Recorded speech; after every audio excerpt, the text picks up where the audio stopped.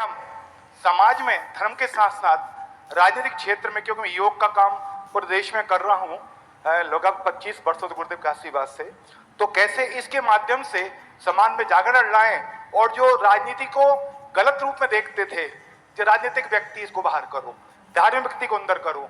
तो जो मंदिरों में राजनीति हो रही है, या धर्म होना था और धर्म जहां होना था वहां राजनीति वहां से गायब है, वहां धर्म के नाम पर राजनीति हो रही है। तो द्वंद्व सब जगह चल रहा है। तो मासी कैसे हम अपनी भूमिका निभाएं? नमस्ते महर्षि। ये राजनीति नहीं है, ये राजनीति की विकृति है।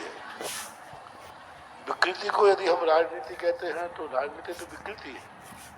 कोई मुनिवराज यदि गलत कार्य कर रहे हैं तो वो श्रमण संस्कृति नहीं है, उसकी विकृति है। आज जो मंदिरों में राजनीति हो रही है, राजनीति नहीं है, ये विकृति कहलाती है। और देश में भी जो गड़बड़ हो रहा है वो विकृति है। वास्तविक जो राजनीति है, यदि राजनीतिक विकृति होती तो हम आज ये नहीं बोलते आई लव यू राजनीति। हाँ, भारत राष्ट्र यदि बुरा होता तो हम भारत से प्यार नहीं करते।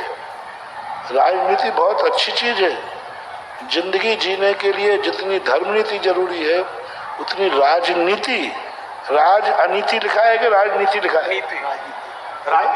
नीति, नीति का अर्थ क्या? अच्छी राज की व्यवस्था बनाने के लिए जो नीतियां निर्धारण की जाए वे बुरी कैसे हो सकते हैं? राजनीति ग्रंथ तो साधुओं ने लिखे। राजनीति ग्रंथ सारे साधुओं के लिखे हुए हैं। जितने राजा महाराजा थे साधुओं के पास अध्ययन किया। श्री रामचंद्र जी ने हेरा नाम के क्षुल्लक जी के पास अध्ययन किया। तो राजनीति बुरी नहीं है। अब विकृति तो देखो हर चीज में आती है।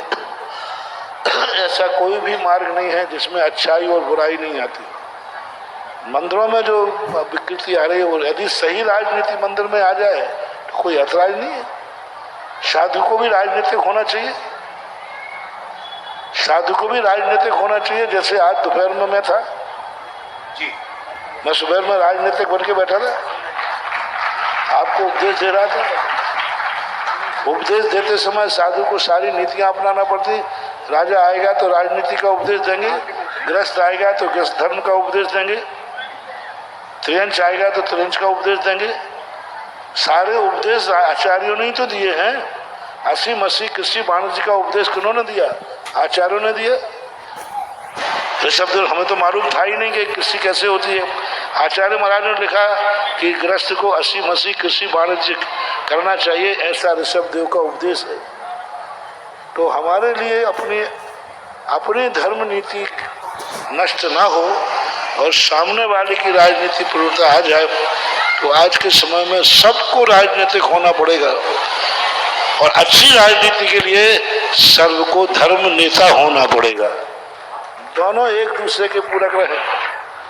क्योंकि राजनीति का अर्थ यदि हम राष्ट्र के संबंध में कुछ भी नहीं सोचेंगे, हम साधु संत राष्ट्र के संबंध में कुछ नहीं सोचेंगे तो तुम रहोगे कहाँ? आज यदि हम सैनिकों के भलाई नहीं सोचें, हम सैनिकों को आशीर्वाद न भेजें तो वो लोग कितना बड़ा अन्याय हो जाएगा। जी, आज किसी ने कहा महाराज जी कारगिल में युद्ध चल रहा है, आप सैनिकों ने आशीर्वाद मंगाया है, मैं क्या करूं? भेजें कि नहीं? देना ही पड़ेगा। नहीं मैं नहीं देता हूँ, मैं तो अहिंसक हूँ, मैं तो माला फेरता हूँ। आप फेर लो माला। सैनिक कह रहा है आशीर्वाद नहीं है तो मैं युद्ध नहीं लड़ूंगा। किसी जिद्द सैनिक ने जिद्द कर ली, महाराज जी आशीर्वाद भेजें लड़ने का तो लड़ूंगा, नहीं तो मैं नहीं लड़ूंगा। जो वो नहीं लड़ा और सैनिक घुस आई अंदर, अब कर लो सामाई। तो हमें सैनिक को भी आशीर्वाद देना पड़ेगा, राजा को भी आशीर्वाद देना पड़ेगा। हम स्वयं कुछ चीजें ऐसी हैं जो की नहीं जाती, कराई जाती। कुछ कार्य ऐसे हैं जो कराए नहीं जाते, अनुमोदना की जाती। कुछ कार्य ऐसे हैं जो सामने वाले को रोका नहीं जाता, जैसे रक्तदान। जी, अब रक्तदान के लिए हम कुछ नहीं करेंगे, मना करेंगे नहीं, हजारों की हत्याएं हो जाएंगी, मौत हो जाएगी। यदि मैं कह दूं कि रक्तदान न देना है न लेना है, बोलो कितना विनाश। कल्पना करो, आप लोग तो देखते रहते हो, कितने जीव आज ही मर जाएंगे। यदि मैंने कह दिया रक्तदान देना नहीं, रक्तदान लेना नहीं, कितने संसार में कितने जीव जाएंगे, कितने प्राण चले जाएंगे। तो फिर क्या करें? नहीं, हम ना मना करेंगे ना हाँ करेंगे। ये तुम्हारी सामाजिक व्यवस्था है, उसको करने के लिए कोई बाधा नहीं है। ऐसा। नमस्ते।